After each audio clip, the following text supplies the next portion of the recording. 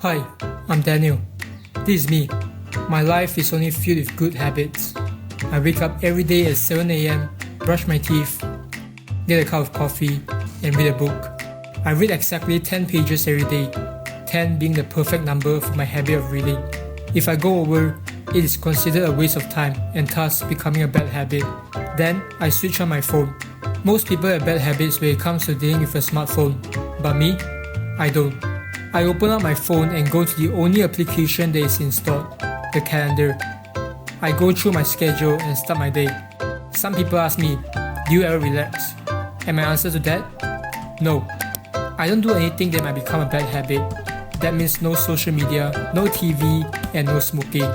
Oh, so if you guys haven't realized by now, I'm actually just pretending to be a master of my own habits, but I'm actually not quite there yet. I'm also still learning, but I do hope to provide some value to you guys today, so let's get into the real thing. Habit, a routine or practice performed regularly, an automatic response to a specific situation.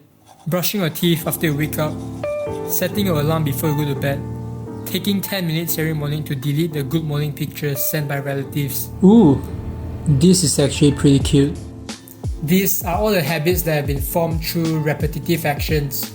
And today, I want to share with you guys a framework by James Clear on how to build good habits and also how to break the bad ones. But before that, we have to understand why are habits important.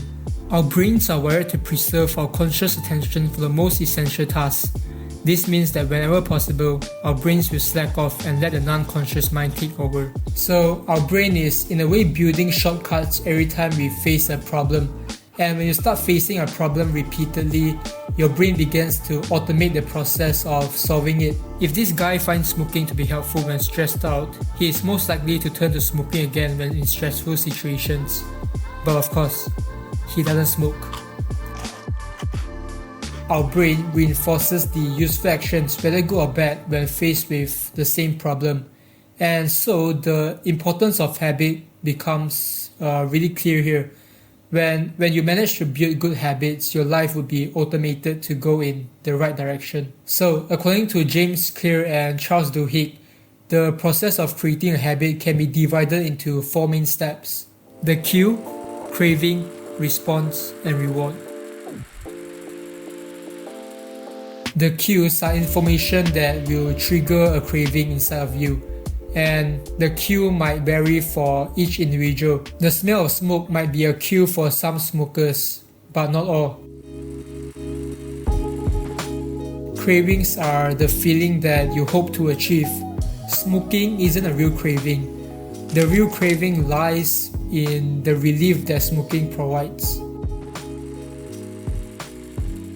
The response is when you actually act on your craving and run the action. And finally, when you respond, your brain will either reward you with a feeling of pleasure or a feeling of disappointment. If you feel relief from your stress after smoking, your brain will then go on to identify smoking as a useful action. And soon enough, this process becomes automated and soon it becomes a habit. So, this is the process of how habits form. Your brain recognizes the cue, which leads to a craving. The craving then pushes you to respond, and you're rewarded for it. As this process starts to repeat itself, your action soon becomes a habit. According to James Clear, there are 4 steps when it comes to building a good habit. Make it obvious. This might sound simple, but it can do wonders when it comes to building good habits. Making your cue obvious and visible will highly increase the chances of you taking action. You can also make it obvious by habit stacking. Habit stacking is basically putting your new habit you're trying to build after a well-established habit. So after you have an obvious cue, making a new habit attractive will not only ease your process, but it can also make building a new habit a lot more fun and easy. One of the ways that I find to be the most effective is to pair an action that I want to do with the action that I need to do. If you need to exercise, pair exercising with watching your favorite Korean drama. Make it easy. The less energy that is required to perform an action, the more likely it is to occur. That's why habits of scrolling your phone, checking emails, and watching TV are so easy to form. When building a habit of exercising, don't try to go for 10 kilometers a day. Try to make it as easy as possible for yourself and go with whatever distance that you're comfortable with. Make it satisfying. Building good habits can be hard because we don't see the immediate results which our brains are looking for. So what you can do to counter this is to give yourself an immediate reward after performing your habit. Another way you can make your habits more satisfying is to have your habits tracked.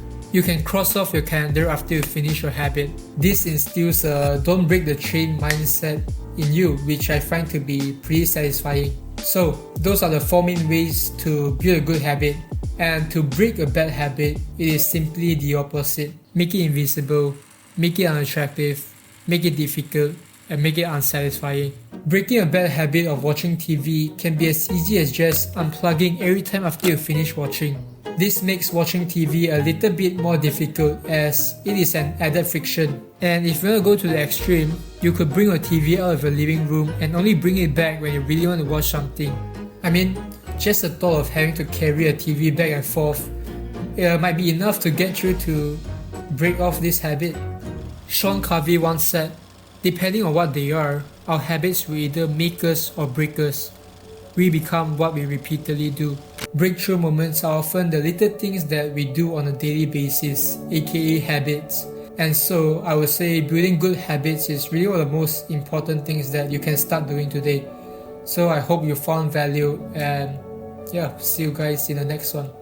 Bye. What the heck? Yeah, bye.